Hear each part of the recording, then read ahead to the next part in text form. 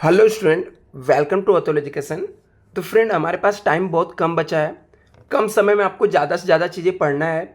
कल के दिन आपका एग्ज़ाम है, तो मैं इस वीडियो के अंदर थियरी क्वेश्चन के कुछ एक्सप्लेनेशन देता हूँ। जो इंपॉर्टेंट थियरी क्वेश्चन है, इतना पढ़ोगे और इसके एक्सप्लेनेशन को समझ जाओगे तो कोई भी क्वेश्चन इसके अंदर से बनेगा तो आप लोग उसके अंदर लिख सकते हो अपने मन से बना के थोड़ा बहुत। तो चलो स्टूडेंट, और आपको जो कुछ इंपॉर्टेंट पीडीएफ है, कुछ मेरे पीडीएफ है, कुछ मेरे फ्रेंड्स के हैं, कुछ स्टूडेंट लोग ने भेजा है, तो सब पीडीएफ आपको मिल जाएगा। ठीक है, तो आप लोग टेलीग्राम चैनल ज्वाइन कर लेना। दूसरा, आपको इसके अलावा आपको एक व्हाट्सएप ग्रुप का लिंक रहेगा, उसके थ्रू व्हाट्सएप ग्रुप को ज्वाइन कर लेना, जहाँ पर मैं आपको टाइम टू टाइम अपडेट करते रहूँगा। तो अभी स्टूडेंट, यहाँ पे प्रिपरेशन ऑफ फाइनल अकाउंट्स के कुछ हर एक चैप्टर को मैं फटाफट एक्सप्लेन कर देता हूँ, जिससे आपको एग्जाम के लिए काफ़ी सिंपल हो जाएगा, इजी हो जाएगा। तो आप लोग इसके लिए चैनल को भी सब्सक्राइब कर लेना, क्योंकि इंपॉर्टेंट ऑब्जेक्टिव क्वेश्चन रिवाइज वाले मैं जल्दी अपलोड करने वाला हूँ। ये सब आपको मिल जाए टाइम टू टाइम।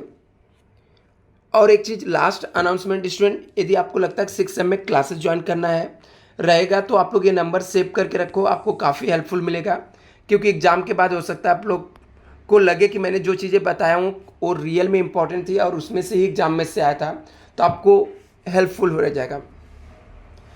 सबसे पहले प्रिपरेशन ऑफ फाइनल अकाउंट्स के थियरी क्वेश्चन हम लोग देखते हैं। देखो यहाँ पे क्या लिखा है, give the disclose the non current investment of the company as per schedule. Non current investment को आपको डिस्क्लोज करना है। तो नॉन करंट इन्वेस्टमेंट क्या क्या होता है? Non current investment shell be classified trade investment, other investment and further classified.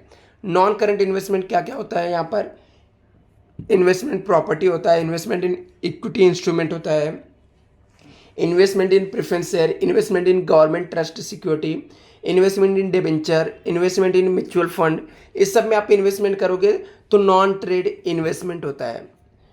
Investment in the partnership form, other non current investment. Following shall also be disclosed: aggregate amount of quoted investment marketable value, aggregate amount of unquoted investment हो गया, aggregate provision of diminution value of investment हो गया, ये सब। अभी disclosure of capital balance sheet के अंदर क्या क्या आता है, तो इसका थियरी कैसे लिखने के, यहाँ पर capital is the show the liability side of the balance sheet का। कैपिटल जो रहता है बैलेंस शीट के लाइबिलिटी साइड में आता है। द रीजन दैट अ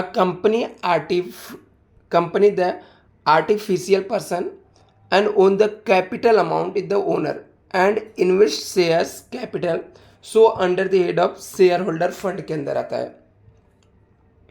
आगे लिखा है, disclosure of share capital of the balance sheet help them maintain proper record of total amount of these shareholders have they invented in company exchange, part of ownership, voting rights, ये सब आता है। For each class of share capital disclosure related to share capital, जैसे amount, number of shares कितना, authorized share capital कितना है, number of shares issued, subscribed, fully paid up, ये सब चीज़ को आप थोड़े थोड़े करके एक्सप्लेन भी कर सकते हो कि ऑथराइज शेयर कैपिटल ये होता है, इशू पेड अप कैपिटल ये होता है, पार वैल्यू शेयर्स होता है, कॉल्ड अप होता है, फॉरफिटेड। तो ये सब आप लोग एक्सप्लेन करके एक पेज बना सकते हो। तो यहाँ पर इस तरीके से आपको पढ़ना है। कंटीजेंट लायबिलिटीज क्या होता है स्टूडेंट? मोस्ट इंपॉर्टेंट क्वेश्चन है। तो कंटीजेंट लायबिलिटीज जो होता है, contingent liabilities is the liabilities that may और मे नॉट बी हैपन, हो भी सकता नहीं भी हो सकता है। This means there are the uncertainty should be recording such liabilities the financial account. This is because the happening not happening of the contingent liabilities is not in the hand. बोलता जो contingent liabilities रहता है वो हो भी सकता है नहीं भी हो सकता है। इसको बुक्स ऑफ अकाउंट्स के अंदर हम लोग नहीं लिखते हैं, इसको नोट्स टू अकाउंट में लिखते हैं। Contingent liabilities not recognise statement of financial position, however unless the possibility of outflow of economic resources remote. Contingent liabilities disclose as notes to accounts में आता है। Contingent liabilities shall be classified, claim of damage हो सकता है, company not acknowledge of डेप्ट हो सकता है, कोई गारंटी देने का लायबिलिटीज हो सकता है, या other money for which company contingently liable हो सकता है। Disclosure of reserve and surplus के अंदर क्या आता है, ये भी एक इंपॉर्टेंट क्वेश्चन है। कंपनी फाइनल अकाउंट्स के अंदर स्टूडेंट ये दो क्वेश्चन बहुत इंपॉर्टेंट है, कंटीजेंट लायबिलिटीज और disclosure of reserve and surplus of company. तो reserve and surplus is the total of earning that maintain and report at the part of equity share holder set aside business a particular objective के लिए। लिखा है यहाँ पर a reserve specifically represent by an market investment sale be terms of fund, कोई जिसके सामने fund word दिया रहेगा वो सब भी आता है, कोई अर्निंग रहेगा, कोई रिजर्व एंड सरप्लस रहेगा, ये सब आइटम आता है यहाँ पर। Next, surplus balance of statement of profit and loss account का disclose allocation and apportionment such a dividend bonus shares, ये सब ट्रांसफर होता है रिजर्व के अंदर। रिजर्व एंड सरप्लस क्लासिफाइड, इसके अंदर ये सब रिजर्व आता है। तो आपको यदि आंसर को थोड़ा बड़ा करना रहेगा तो ये सब चीज़ें एक्सप्लेन कर सकते हो, कैपिटल रिजर्व के बारे में, कैपिटल रिडम्पशन रिजर्व, ये सब रिजर्व एंड सरप्लस के अंदर ही आते हैं। सिक्योरिटी प्रीमियम हो गया, डिबेंचर रिडम्पशन रिजर्व हो गया, रिवैल्यूएशन रिजर्व हो गया, अदर रिजर्व हो गया, ये सब चीज़ें आप एक्सप्लेन करके यहाँ पर लिख सकते हो। तो स्टूडेंट नेक्स्ट देखते हैं, नेक्स्ट चैप्टर से कौन सा इंपॉर्टेंट क्वेश्चन है। तो स्टूडेंट हम लोग इसके अंदर थियरी के इंपॉर्टेंट क्वेश्चन विथ एक्सप्लेनेशन के साथ आपको बता रहा हूँ। तो अभी बायबैक ऑफ शेयर्स के शॉर्ट नोट्स है, इसे भी आप लोग पढ़ सकते हो, ठीक है। मैं एक्सप्लेन कर देता हूँ, एक बार रीड कर लेना, ये सब PDF आपको मिल जाएगा जहाँ पर मैंने बताया हूँ। चैनल को सब्सक्राइब करके रखना। बायबैक ऑफ शेयर्स क्या है? Buyback is the process by which company buyback is the share from existing share holder. बोलता है बायबैक ऑफ शेयर्स मीन्स क्या होता है, जहाँ पर कंपनी क्या करती, बायबैक करती शेयर को, किससे, एग्जिस्टिंग शेयर होल्डर से, usually at a price higher than market price, वो प्राइस पे जो मार्केट प्राइस से क्या होता है, ज़्यादा होता है। It is the option available to share holder exist from the company business, it govern by section 16(8) of company act 2013 के हिसाब से आता है। Following are the reason benefit of buyback, increase the dividend per share बढ़ जाता है, due to decrease in number of share outstanding after the all of buyback share, dividend per share will be increase हो जाता है यहाँ पर। The company able to give better return to equity share holder को।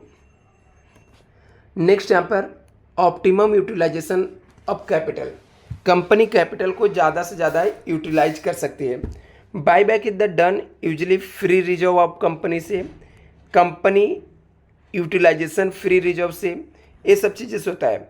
इसके अंदर इससे improve होता है, EPS इम्प्रूव होता है। Buyback lead the decrease number of shares, कम होते हैं, सपोर्ट करता है शेयर प्राइस को। तो ये सब चीज़ें आप इसके अंदर एक्सप्लेन कर सकते हो।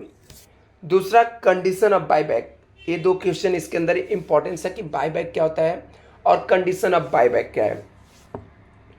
तो कंडीशन ऑफ बायबैक के अंदर लिख सकते हो, as per section 68 of the company act 2013, condition for buyback of shares are, maximum amount of कितना आपको बायबैक करना है, the amount to paid up in cash in case of buyback of shares should not be exceed 25% से ज़्यादा नहीं होना चाहिए, किसका, पेड अप कैपिटल और फ्री रिजर्व कंपनी का। Maximum number of shares, the number of shares bought back by the company any financial year should not be exceed 25% of paid up capital से ज़्यादा नहीं हो सकता है। आगे, डेप्ट equity ratio, post buyback dept equity ratio should not be exceed 2:1 से ज़्यादा नहीं होना चाहिए। आगे यहाँ पर